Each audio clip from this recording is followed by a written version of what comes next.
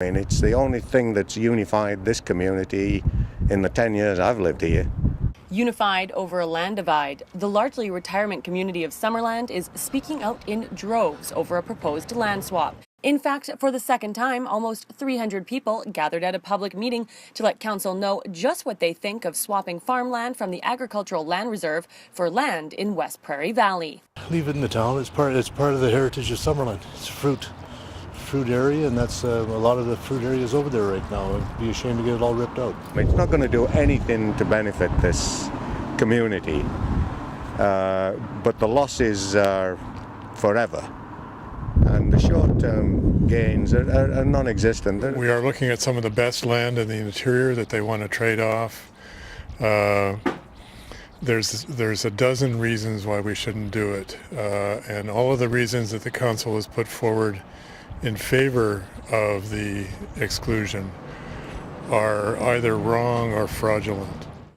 And that seems to be the consensus, especially among those belonging to the Stop the Swap campaign, who believe the land in West Prairie Valley could be farmed, but it's not of the same quality as the ALR land. I think that after last night's public meeting, if our voices aren't being heard, we're going to have a serious problem in Summerland.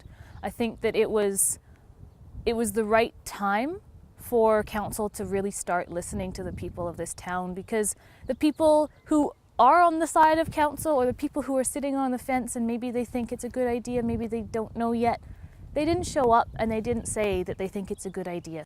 During the meeting, only one of 39 people spoke out in favor of the proposal, believing that the potential areas identified by municipal staff, this ALR land is the right choice for the future urban growth of Summerland.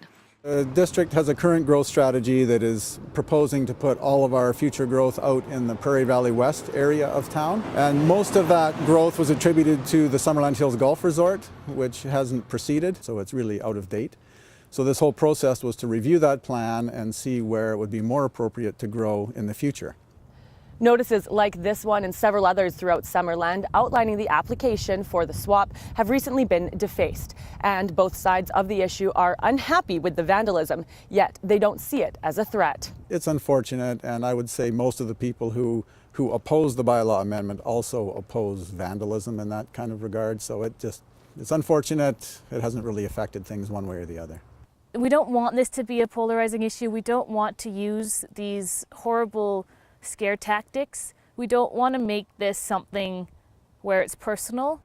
A decision on the land swap is expected Monday, April 28th, when the council meets again. Jen Zielinski in Summerland for Castanet News.